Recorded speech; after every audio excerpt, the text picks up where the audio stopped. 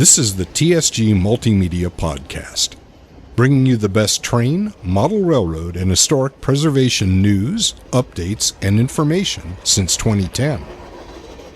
We're sponsored this month by the TSG Train Crew on Patreon and by ModelRailroadControlSystems.com, Electronics for Operations, and by Podomatic, a podcast hosting and distributing platform. Thank you very much. Hello, I'm John, your host, and this program is your ticket to behind-the-scenes goings-on here at TSG Multimedia. It has been for over 16 years. I want to start by inviting you to check out our sponsors. You can find links to all of them in the description of this video below. Much of this last month was spent editing layout videos. I also built my first model train kit. This was the first plastic scale model that I've built since I was a young teenager. And I had a lot of fun, actually. Of course, I made a video about it, and that video is scheduled to come out later this month. In addition to all that, we attended 3 op sessions as well, and a whole lot more. So let's get started. We're doing something train-related this weekend. This is Friday morning, and we're about to leave for Sacramento to help produce the virtual side of the layout design and operations weekend that I've been talking about on the podcast and on our live shows for the past several months now.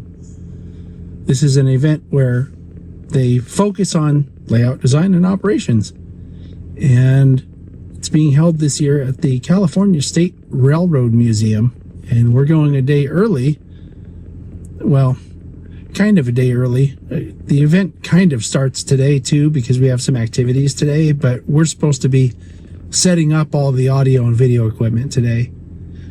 And by the way, I should mention, I think that everybody should be doing virtual events like this, and they're not that hard to pull off. And if you're from some other region or division and would like to learn how to do virtual events so that you can include your members instead of leaving them out, contact me at podcast@tsgmultimedia.com, and I will be happy to share with you the setup that I use, or a simple setup that can be used by anybody. Actually, that's what I'll share. A simple setup that can be used by anybody. All you need at your venue where the event is being held is a stable internet connection. That's it. The rest of it's real easy. And there's no reason why any of us should be leaving people out when they're paying dues and want to be included. Anyway, off to Sacramento. Hi, this is a little bit later, and we've arrived at the California State Railroad Museum. Got all the stuff that we need to bring in, and we're going to be setting up here this afternoon. And I'll probably do a little update to show you the setup inside, because it's in an auditorium, so it's a really cool venue for what we're doing. So we'll see you on the next update. So here's what I'm talking about. This is the setup for the event here. It's like a movie theater. So really it is just an auditorium. And then if you look over here, that's the what we're calling the media table, where we're going to have all the video stuff and audio stuff. And then this is the screen where the presentations will be shown. And of course a podium. And then Hilding, which is this guy here behind the table working on getting things set up. He has a professional mobile video company, so he brings all the fun toys. We have these special cameras here. These are called PTZs. These are remote controlled cameras that you can control with the little joysticks that are out on the table over there. And then we have one over here as well. And I'm showing you all this stuff just to make the point that you do not have to have this much fancy stuff to do your own virtual event. All you really need is a laptop and an internet connection. And here's a view from the top of the auditorium. So this is really set up for what we're trying to do here. And it's just wonderful that the museum here is willing to let us use their venue, because it couldn't be better. Okay, so we have everything set up now. And as I was saying, we have the 2 PTZ cameras off to the left here and one to the right. That's behind that table. And then all the stuff down here on these tables is like our director's studio, if you will. We have audio mixer and video mixer and various computers and monitors to monitor everything. But like I said before, this is just one way to do it. And you do not have to do anything this fancy. You can contact me and I will show you a setup that's nothing like this, that will still allow you to do a very good setup for a virtual event. Meanwhile, while we were setting all this stuff up, there's a tour of the NMRA Magic of Scale Modeling, I think that's what it's called, upstairs here at the museum. This is an exhibit that you've probably heard of, the official NMRA exhibit for model railroading here at the CSRM. It's been around for, I think, about 3 years now, and they're having a guided tour by one of the people who helped get it here in the first place, Charlie Getz, who's also a former NMRA president. But anyway, so that's it for now. I'll be back with updates later.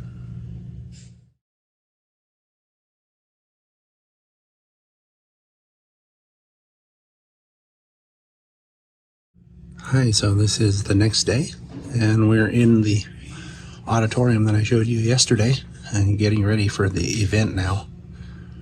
And it's an interesting setup because we have Sydney, who's hosting the event, sitting way in the back of the room, and that's so that when she's talking to people on the Zoom call, they'll be able to hear her, because it tends to get kind of loud, people talking in between clinics. And then down here we have all the multimedia stuff set up, and so it should be fun. These events are a lot of work, but thankfully we have fun doing them as well. And should be good. Looking forward to being done, and I'm sure I'll have some updates for you sometime during the day, certainly at the end of the day. So this doesn't mean that each function must always be physically present on the layout. For example, locomotives may be serviced at a depot located off the layout, represented by staging, and motive power would be routed accordingly. Well, I've been having fun with it, and I'm going to share with you a little bit of what I've learned today. So let's see what happens here. Oh, and so this is a location that's part of the way between Davis and... Taking this modular's transit standard and making it your own, and then being able to set it up, say, here in a couple of years as a proof of concept. It would be very cool. Since we're here, I just wanted to get a quick shot of the cab forward, the 4294. It's the only cab forward in existence, which is really weird when you consider how many of these Southern Pacific had running.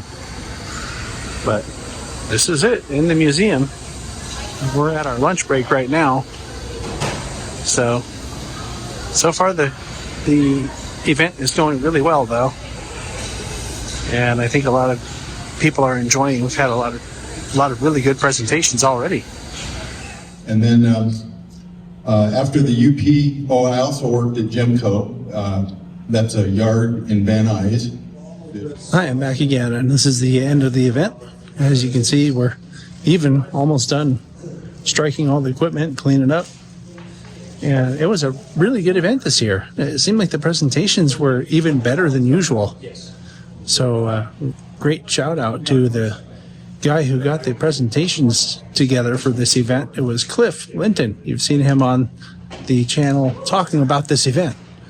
So had a great time, saw a lot of friends, and saw some great presentations.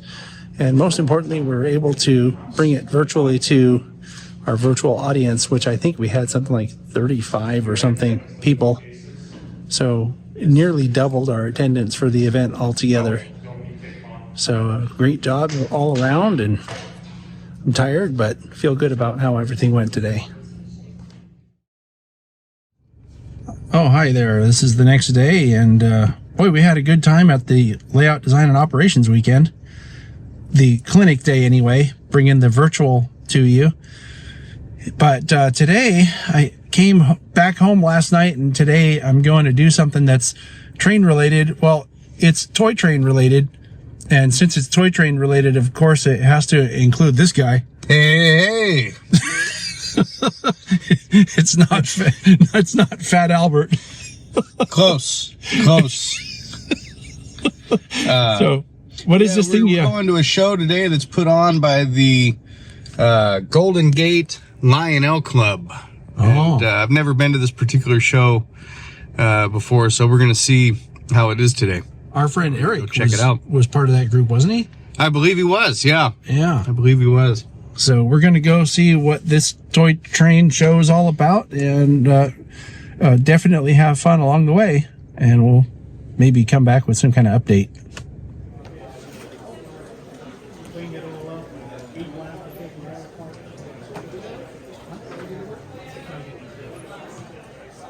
Oh, look what we found while we're here.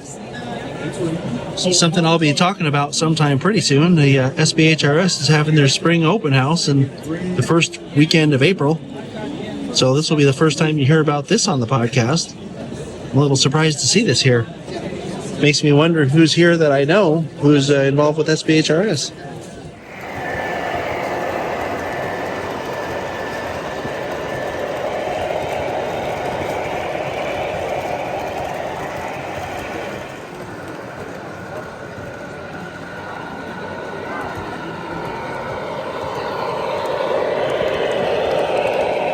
This is pretty cool. They have this big modular setup running some toy trains. Some equipment that I don't think I've ever seen. Like, I didn't know they had RDCs. That's pretty cool.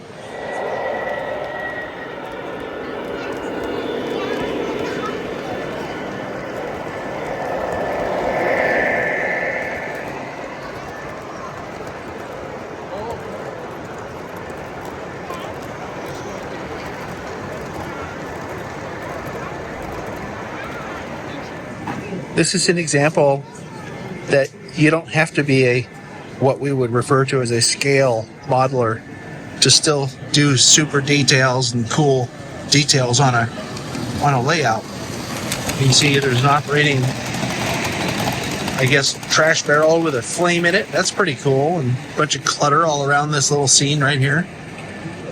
Hi, this is a segment of You Never Know Who You'll Run Into. So we were standing outside in line, and I kept seeing this guy. I'm like, God, that looks like, is that Chuck? That looks like Chuck. It is Chuck. Yeah. This is Chuck Raftic. He has the Boston and Albany layout. You can see it's a layout tour here on the channel. And Chuck does really beautiful work in HO scale. And I didn't know, Chuck, that you're also into these toy trains, right? You got your Lionel something here? I got my first Lionel train back in 1949. And it started back then, and then when I got to be about 12, that's when all the ready-to-run HO came out, so I switched over to HO. Mm-hmm. And my Lionel trains have been sitting in boxes for decades now into the layout, and I finally decided I'm going to pull them out and build a little layout, especially since I have a little granddaughter now, and another one just born, so I'm going to have two of them soon. And I thought, maybe I could get them interested, and have a little 4x8 layout or something like that with lots of bells and whistles and get them excited. It's a family tradition. It is, yeah. Right? They've been under the tree every year, but that's as far as they've gone.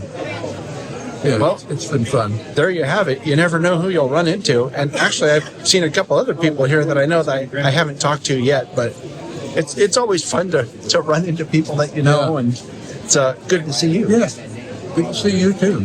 We're like family now. Right? This is pretty funny. I've now run into, 8 or 10 people that I know that I didn't know were into toy trains. And it just goes to show that the hobby's bigger than you think, and bigger than I thought in that respect. Because a lot of the people I'm seeing here, I know are into scale trains, like, HO or N scale or O scale or whatever. But these are toy trains. When I say O scale, I mean, the 1 to 48 stuff that's actually scale models, not toy trains, because toy trains are kind of not really that. But I've seen all these people like, oh, I didn't know you're into this too. Like, well, what did you think? Like, yeah, what did I think?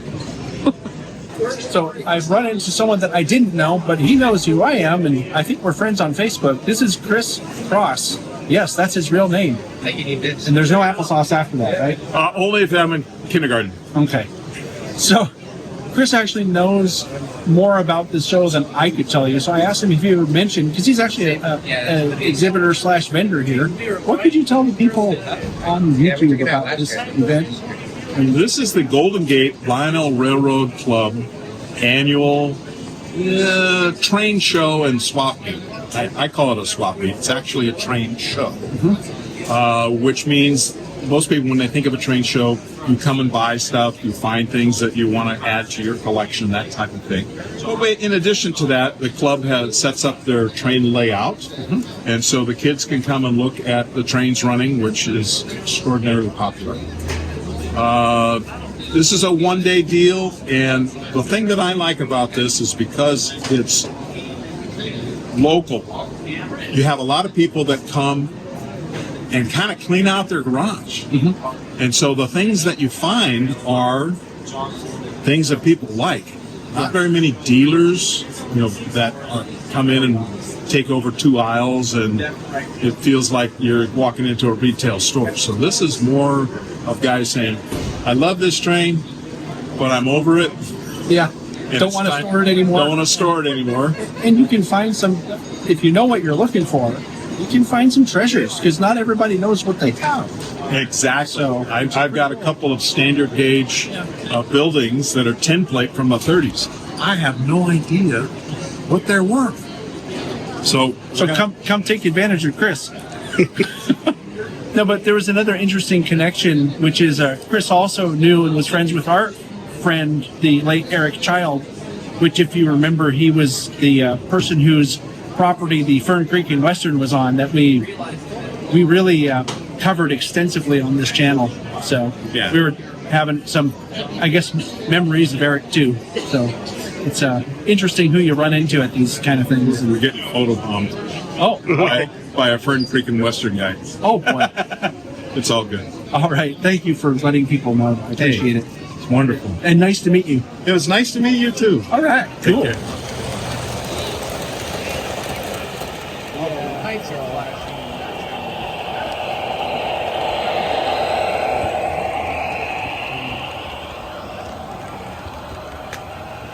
Our door prize winner, David Nakamoto.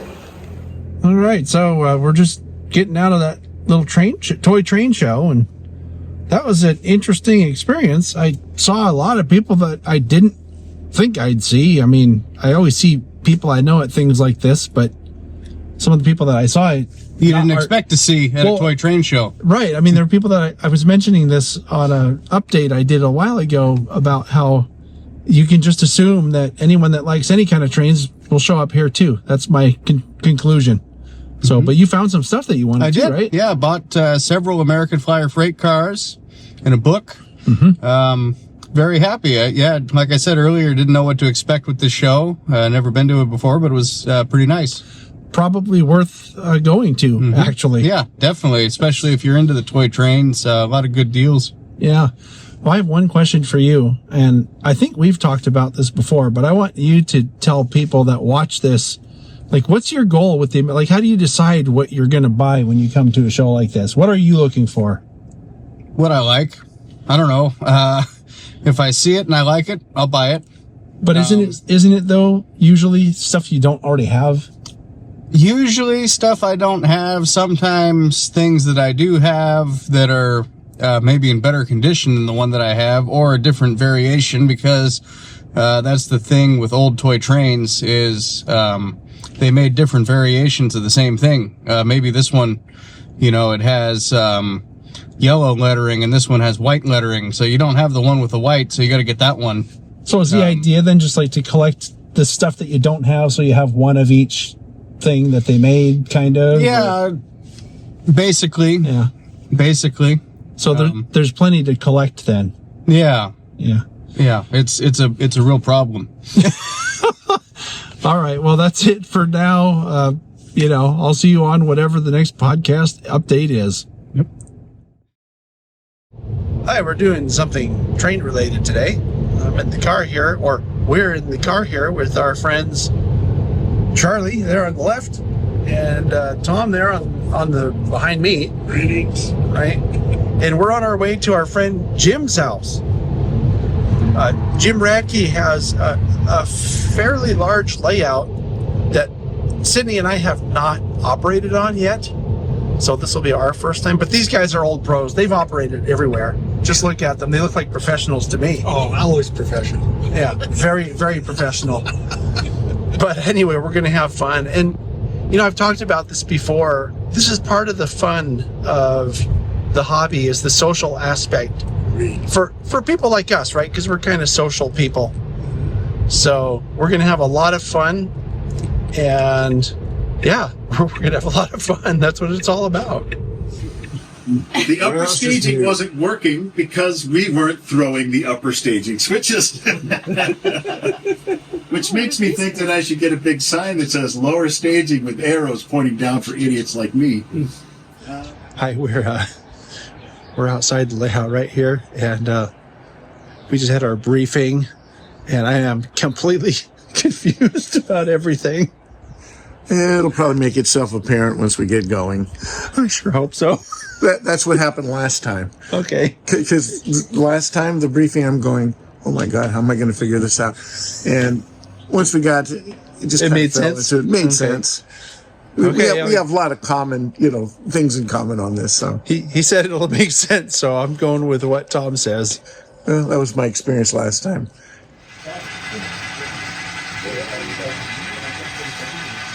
I think that inside stuff that's stored in all the block.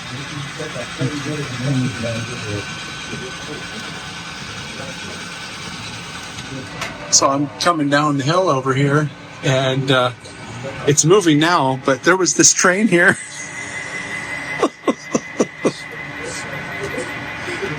And the train that we're running is actually has a warrant past this point, so. And I read the person operating the other train's card. It also had a warrant that looked like it was to this point, but it's a little confusing. Okay, Charlie. They're coming in. I got the I'll be waiting for him when he gets here. This is Jim's sense of humor, and what do you know? It's my sense of humor, too.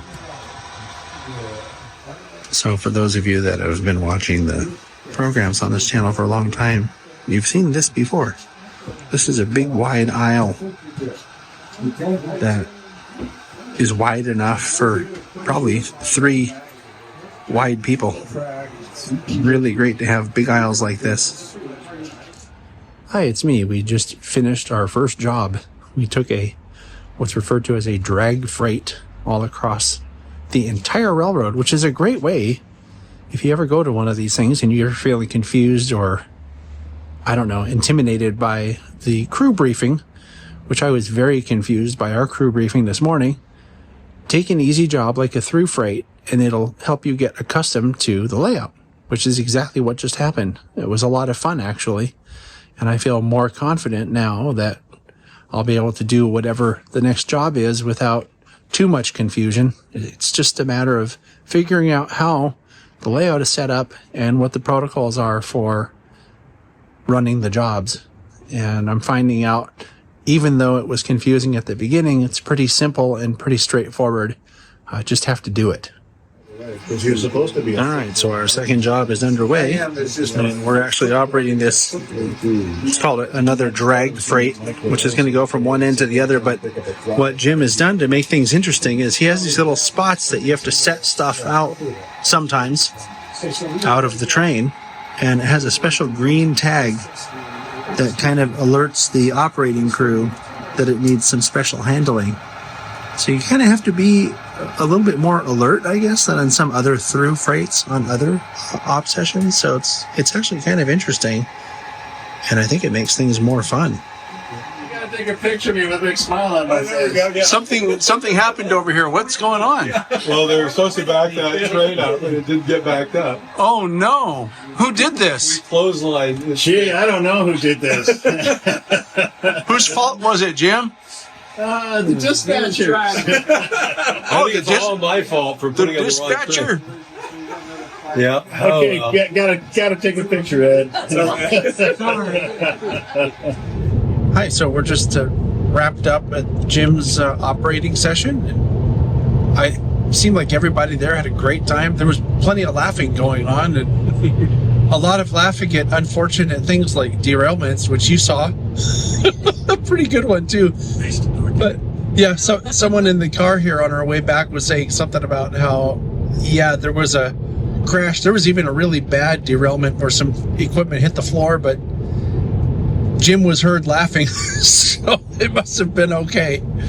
But yeah, everybody had fun. I think there were like 10 or 12 or something like that number of people there. There's at least 12, I think 14. Yeah, 14 maybe. It's not a huge layout or a huge room, but the aisles are wide enough that you don't really notice. I didn't really notice. There were not a lot of times where I was bumping into people, put it that way. But more importantly, it was a lot of fun.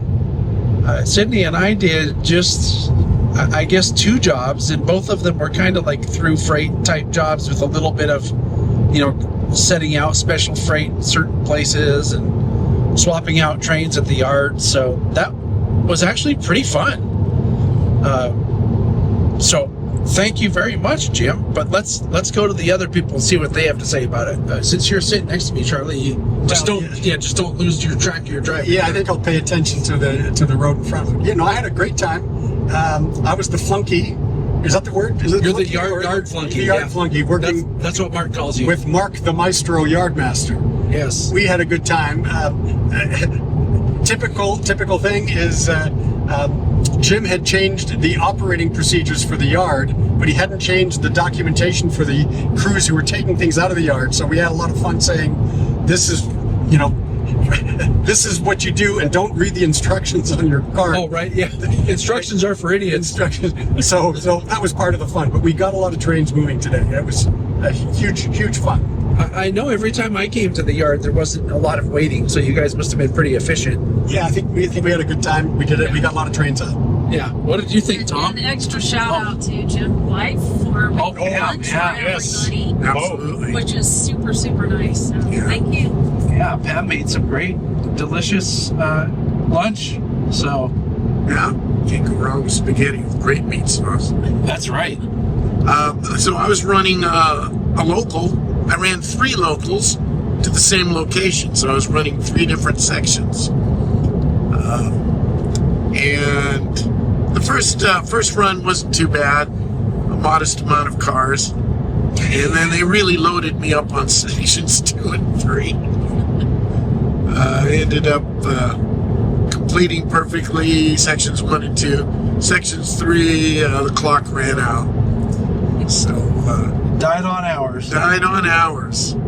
But I had a great time. Loved it. Yeah. I was able to suss out things and figure things out, which, as I mentioned earlier, was something that most likely would happen once we got jumped into it. So, good time was had by all. Yeah. And was yours just about the lunch? That was, it was fun and it was great. And I did a job that I hadn't done before at somebody's layout, so it's good. Always learning. So I think the consensus in the car is that we all had a great time.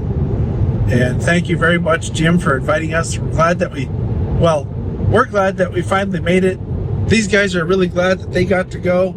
We had a great time BSing in the car, and that's really what it's part of the fun. It's one of the things that it's all about. So another successful day with an op session and having fun with buddies. And that's it for now. We'll catch you on the next update. Today, we're going to go do some operating again. This is the second op session, I think, for us this month. And look who's here. Charlie, it's you again. Yeah, I guess I'm the TSG official chauffeur now. Yeah, you're the car guy. So yeah, we're going to Rick Fortin's layout again. This will be my second time, Sydney's too, for that matter. And so it should be good though. Last time I had a lot of fun at Rick's, and so gonna have a lot of fun again this time. And probably I'll give you some updates while we're there. Oh, you're operating too? Yep. Seems like we just did this, Charlie. What's up with that? Well, if I could, I'd do it every weekend. Yeah. Except Tom was sitting right there, and he's not here this weekend. Yeah. He had a gig. Anyway, he had a gig last night in Sacramento. Said he wouldn't be home until much later until today. 3 a.m. Oh, is that what it was? The life of a professional musician. Yeah. So, anyway. Next time we'll bring Tom. Yeah, next time we'll bring Tom. Well, we're going to see Tom next week because we're going to be talking trains, and I'm sure I'll be talking about that on the podcast, probably on our next segment. So. Less than a week, I think we're going to see. Wednesday, I think. Wednesday you do Talking Trains? Yeah, next Wednesday we're doing Talking Trains. So, anyway, we'll be back. This layout, I don't know if you remember from the last time we were here, but this layout's a rather large layout. And there's about 14 people here. We're just in one little corner of it. And it's a lot of fun. I remember last time I was ready to do more jobs, and we'd already been working for 6 or 8 hours. And so anyway, I'm sure I'll have some updates for you as we go. 8720 in the middle of the screen here is our power for our first train. And we just have to wait for the appropriate time to happen, because it doesn't go out until 1 something on the layout clock. We'll be writing down some track warrants today, and as the engineer, of course, we'll be having to read the signals as well. And that's one of the things that you have to learn if you're going to do op sessions in a layout like this, is what do the signals mean? And it's not the same as driving a car. That's a really important distinction to know. So we have a train coming out of, well, I guess this is really the main, isn't it? Yeah, it's coming out of Umber Staging, which is essentially the main going to the north. And what we're simulating here is a Southern Pacific detour with a signature SP beat train and some interesting SP power. So it's a very impressive train full of GS gons and beat loads. And if you're thinking to yourself, wow, that voice sounds really familiar, it's because it should. It belongs to this guy. To this guy, and that's a scary thought early in the morning. Right.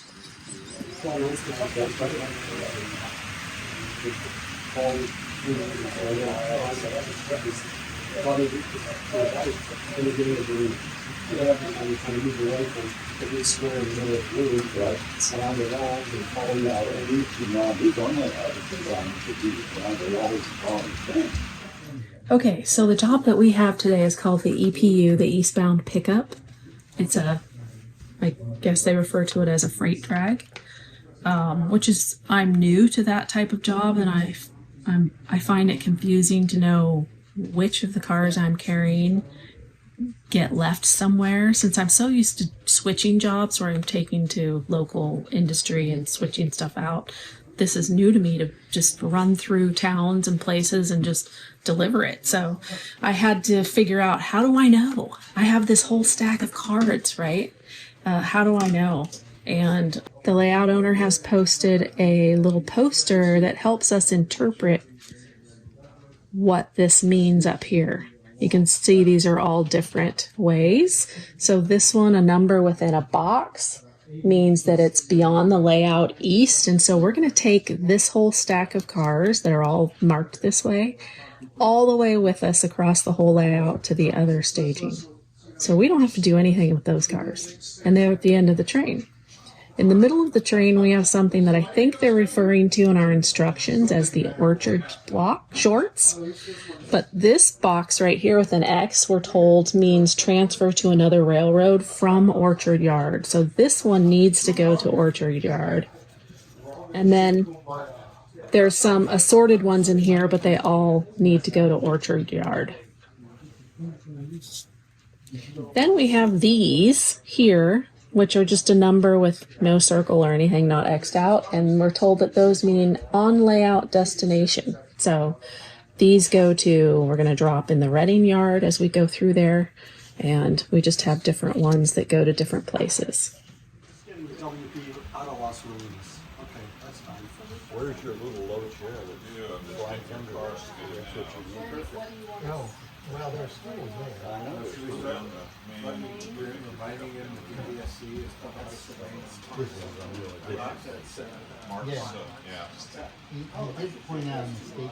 We ended up with a rather long train at the end of our run here. You can see it's curving all the way around the end of the layout down there. It's very close to 40 cars. So we're picking up our second job. This is a higher priority trailer on flat car job. And ironically, it's coming out of the same place where we took our first job out of. But lots of fun jobs on this op session.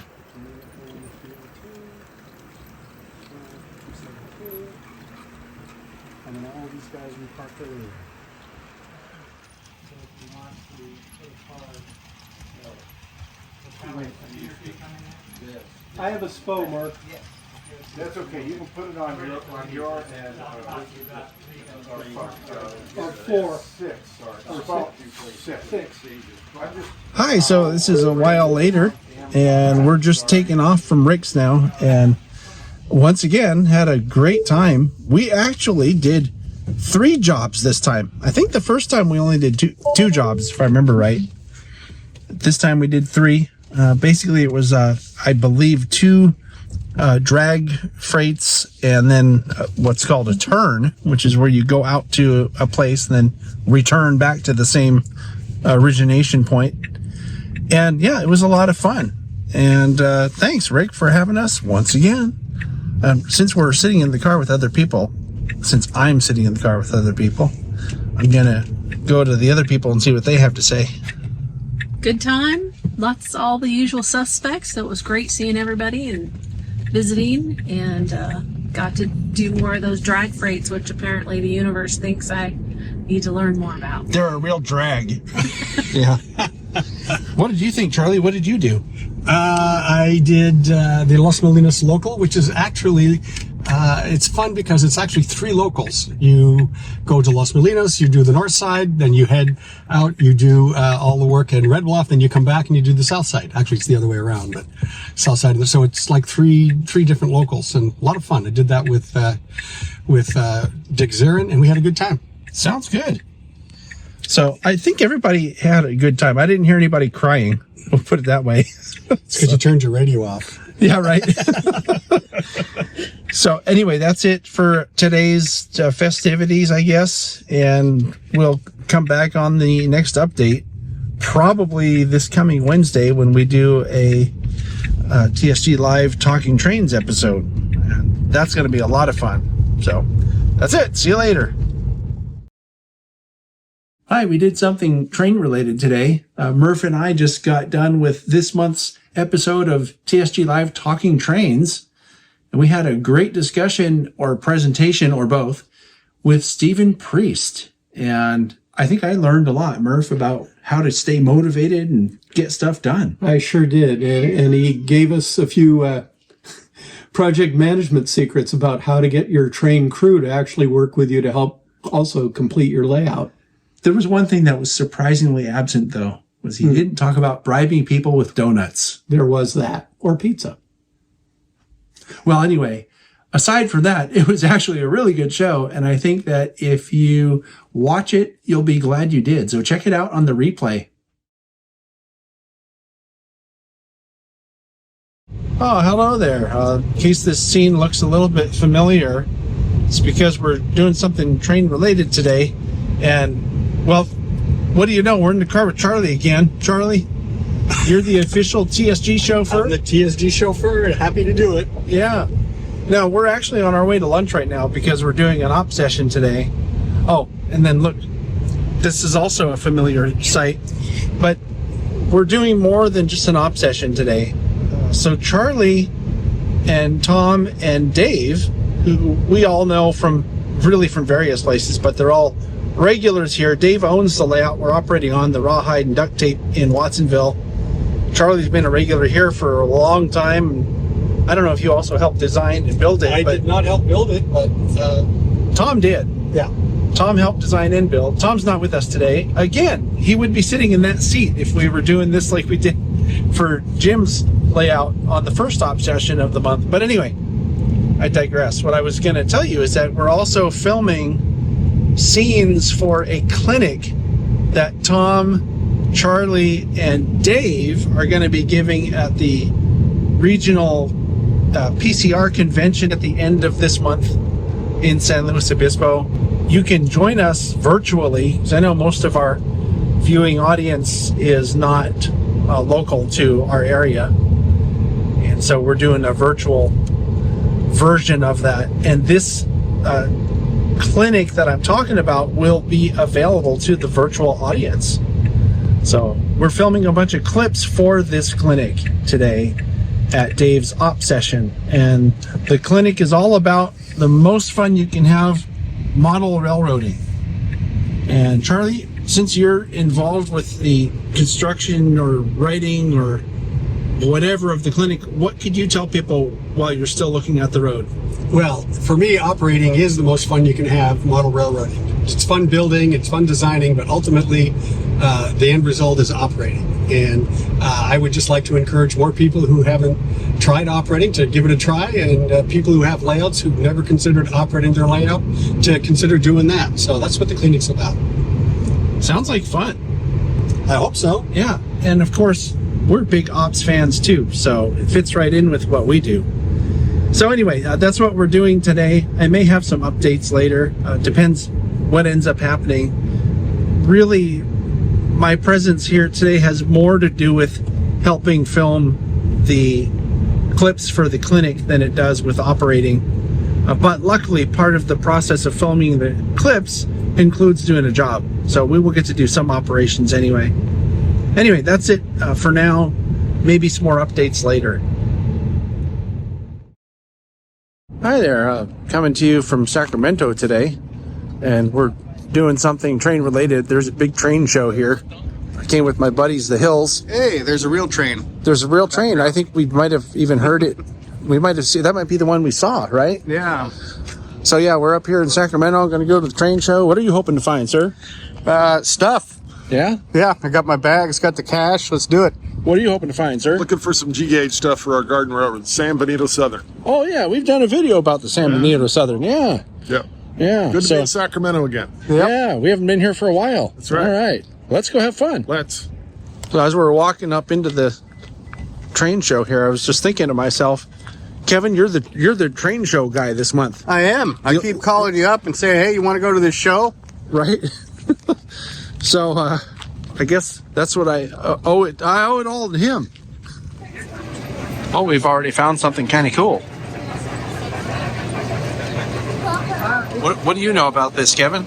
Well, it's G-scale. Yeah? The Wandering Railroad. The Wandering Railroad.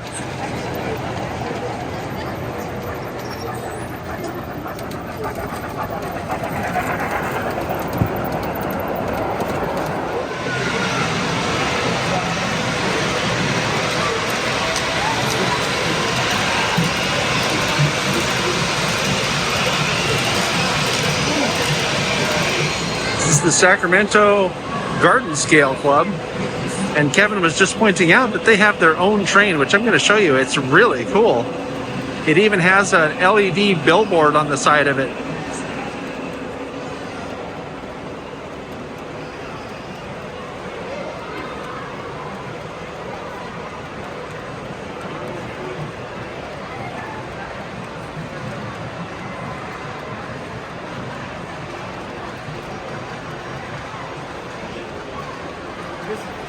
Well, this is something that's becoming more common these days. This is a Lego group, and some of the models that they build using these building bricks are really good.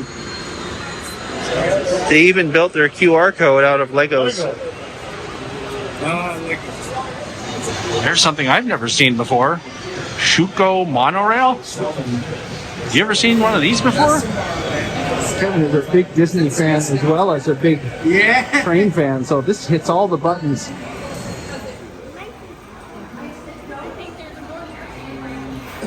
The more I'm learning about this thing, the more interesting it becomes. Kevin pointed out how this block system works. When that yellow train went past that little sensor, it released the train from this station. And I'm going to show this because it's kind of cool. Watch what happens. So now the yellow one that passed us in the background is stopped at the station, and the red one's going to go over the sensor.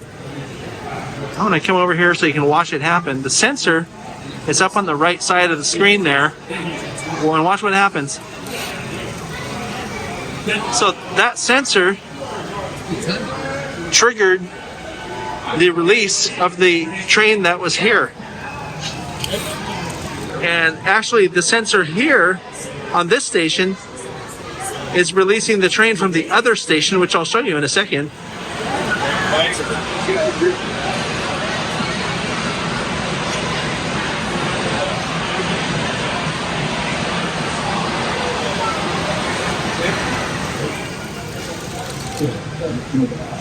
So behind me, and I can't show you because it's behind me, but as soon as the train stopped behind me, this one goes. So those little sensors are triggering stuff. That switch is going to flip too. It's been flipping back and forth. This thing? What do you suppose that is?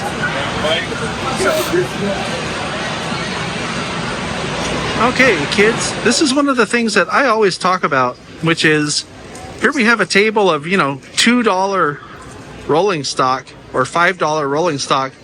And what I'm going to say about this is not fine equipment that you'd put on your layout necessarily, but it would be great to pick up something like this New Haven car and use that to practice weathering on.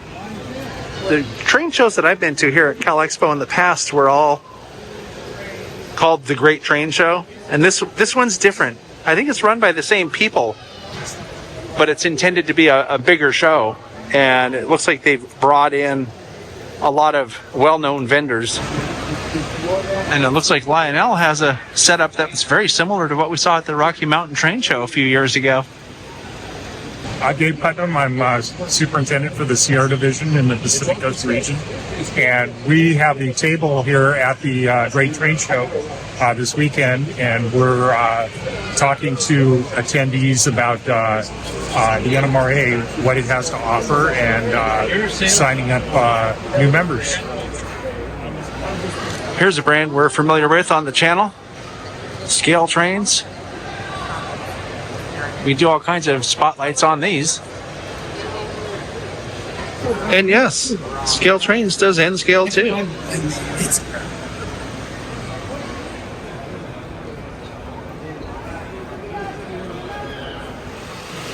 This is kind of cool that toy trains are so represented at a show like this. And when you think about it, it's a kind of a family event.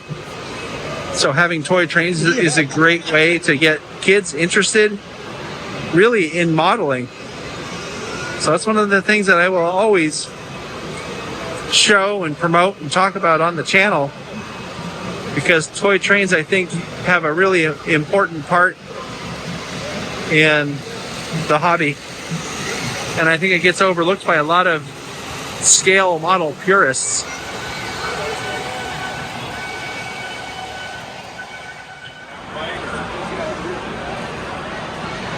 So I wanted to mention that this is the Fremo N group.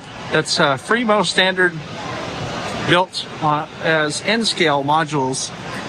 And if you look on this channel, you'll find something called E24, and you'll find something else called E21. And those were meets that the people here participated in Evanston, Wyoming. You might remember that I drove out to Wyoming last year. It was one of our epic trips.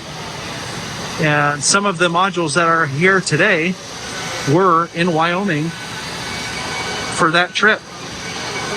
And so I've seen actually a couple people here that I know from this group and who also were in Wyoming. So go to the channel and look for E24 Fremo N, you'll find it. Or E21 Fremo N, you'll find it. And it's very interesting what they've done. And some of these guys that model in N scale for the Fremo group here are really good modelers. So we're back out at this garden thing inside the trailer, garden scale layout. And this is something I wanted to come on here and talk about because you'll notice that Curtis was reaching in there to take pictures. And what these guys do, and you can verify this, Kevin, since you're on camera now. Yeah. Is you get ideas from things like this, don't you? Exactly. That's one of the reasons you come to shows, you know? Right? Is to get ideas. And you got some good stuff in your bags too, didn't you? I did. What'd you find? Oh, nothing G-scale this time, but I got some American Flyer S-gauge stuff. Very happy about that. Right on. Well, that's what it's all about too. Yeah. So why don't we get one more run by here as the train recedes off in the distance. And we'll say goodbye from the train show.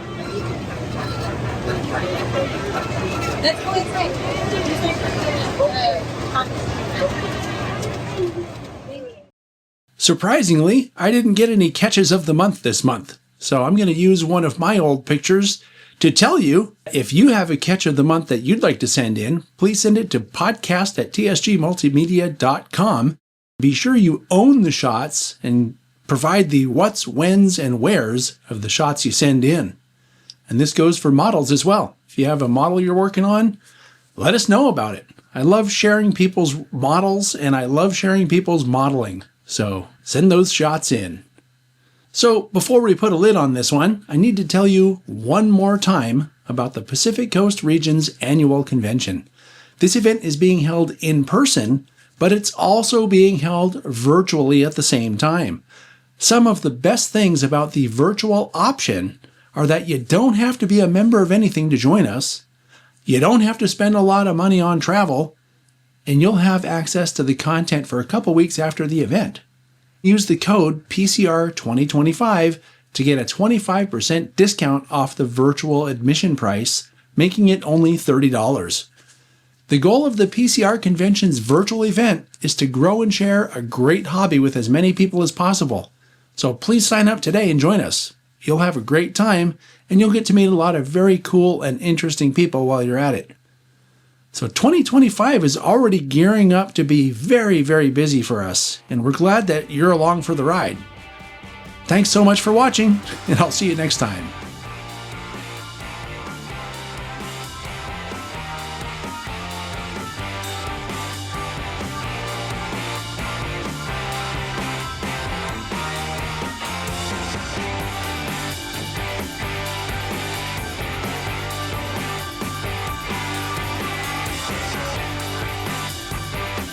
If you enjoyed this program, please join the TSG Train Crew on Patreon. TSG Train Crew members get behind-the-scenes access and ad-free sneak previews in 4K ultra-high definition. Go to patreon.com/TSG Multimedia for more information.